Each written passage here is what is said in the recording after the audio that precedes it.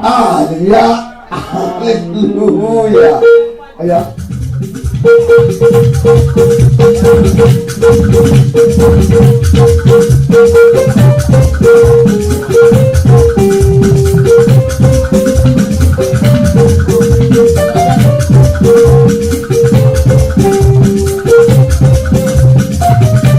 Please, let's dance and dance with them.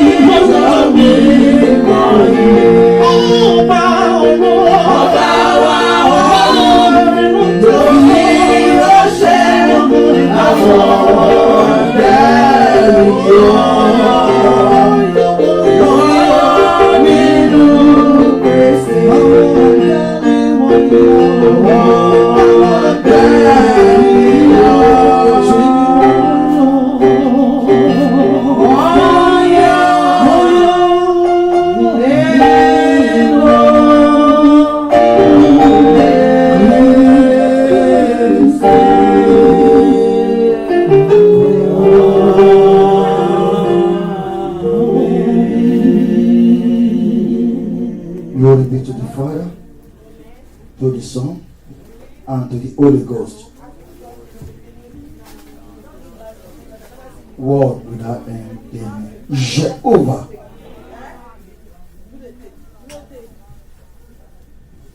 Jesus Christ. The dark in your room. Holy Michael. God that inhabits the praises of his people. Here we are dancing with your heritage. The one we cannot create by ourselves. With every knowledge that we have, we still need something in you to create human being. And this is what you have given unto us as a gift. Father, be thou exalted in the name of Jesus. Amen. We thank you for giving us all these children, grandchildren, great-grandchildren, because you are ever faithful, Father. You told us that we will see our children, even to the 4th generation. And that is what you are doing in our midst. Father, be thou exalted in the name of Jesus. Amen. We came with your heritage this year, 2024. As Anna did, giving you Samuel, and you make him the best prophet Israel ever produced. Father, make all our children the best in the name of Jesus. Wherever they are, in this country or any part of the planet that they are, Father, make them the best in the name of Jesus. You said they are for signs and wonders. In the name of Jesus, let them begin to perform signs and wonders in the name of Jesus. We thank you for this family that came before you, for their offering. Father, sanctify their offering in the name of Jesus. We pray for blessing from above in the name of Jesus. You have appeared this year. Next year, you will never be missing in the name of Jesus. Greatly, power, Lord, whatever you are asking today, it shall come a testimony in the name of Jesus. Amen. We ask for breakthrough for these children. We ask that you give them knowledge, understanding, and your wisdom in the name of Jesus. Amen. Power from above, let it be upon them in the name. Where we cannot reach, even with all our knowledge, let them reach there and pass that place in the name of Jesus. If there's any cause that has been in our family, because of these children, bring such cause in the name of Jesus. Joseph, bring the cause in Abraham family, and you make it permanent. We pray every limitation that we have been going through, because they appear before you today, break such limitation in the name of Jesus. Amen. The blessing from above, let it come upon us in the name of Jesus. Amen. And we bring this church before you, Lord. Father, we have started new thing. Let it continue to move forward in the name of Jesus. For each today, Lord, Bless them mightily. By next time and next year, when they will be appearing, they will come with mighty testimonies in the name of Jesus. Amen. In Jesus' mighty name we pray. Amen. Amen. Amen. Àṣẹ ti bàbá. Mo tiẹ̀ mi mímọ́. Balẹ̀ ìta ti bèrè. Àṣẹ́gun bẹ́ẹ̀ kò yí padà. Jésù Olúwa wa.